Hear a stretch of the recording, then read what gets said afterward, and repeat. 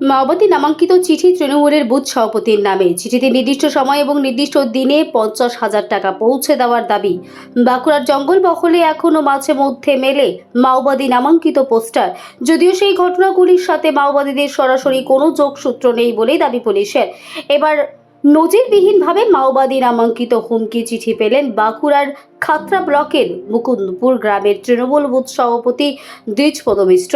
তার দাবি, গত রাতে তিনি যখন নিজের বাড়িতেই শুয়েছিলেন, সেই সময় ঘরের দরজার ফাঁক দিয়ে সাদা কাগজে লেখা চিঠি গলিয়ে ঘরের মধ্যে ফেলে দেওয়া হয়।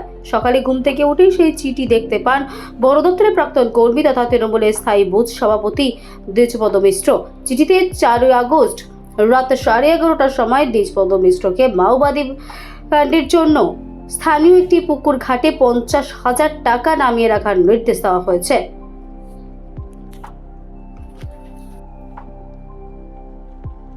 তৃণমূল থেকে আমাদের মনসুকা যে 4 নম্বর অঞ্চল, ওখানে একজন পঞ্চায়েত সম্মানীয় শুভেন্দু হাজরা মহাশয়, আর তৃণমূল থেকে খড়ার পৌরসভার 9 নম্বর ওয়ার্ড থেকে তুফান চৌধুরী এবং 12 নম্বর ওয়ার্ড থেকে তৃণমূলের দীপক মান্না, সোনা মল্লিক আর সুধাকর সানকি, আর সিপিএম থেকে এসছে খড়ার পৌরসভার 8 নম্বর ওয়ার্ড থেকে সম্মানীয় রঞ্জিত সামন্ত মহাশয়। প্রত্যেকে বিজেপিতে স্বাগত জানায়। এটা আমরা এই তো মাত্র ট্রেলার দেখিয়েছি, এরপর আগস্ট মাসের মধ্যে তৃণমূলের অনেক পঞ্চায়েত, অনেক নেতা ভাঙবে, আর 2026-এ 100% নয় 200% সরকার করবে, শুধু সময়ের অপেক্ষা। বর্তমানে আমি ভারতীয় জনতা পার্টি জয়েন করলাম মোদিজির উন্নয়নকে আগিয়ে নিয়ে যাওয়ার জন্য।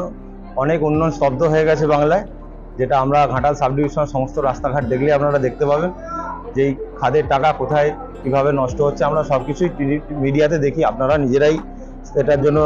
নামক যে ছেলেটি আমাদের, ও পঞ্চায়েতের আগে ও বিজেপি করতো, তো পঞ্চায়েতে ওই বুথে আমাদের জয়যুক্ত হওয়ার জন্য আমাদের ছেলেরা বলল, ওকে যদি আমরা তৃণমূলে আইনে যদি প্রার্থী করতে পারি তাহলে আমরা ওই বুথটা জিতব, ভালোভাবে জিততে পারবো। তো সেই মতন ওদেরই কথা মতন আমরা ওকে করেছিলাম, কিন্তু প্রার্থী হয়ে জিতে যাওয়ার পরে ও প্রচণ্ড পায়না ধরে, কখনো চাকরি দিতে হবে, কখনো এই করতে হবে, সে করতে হবে।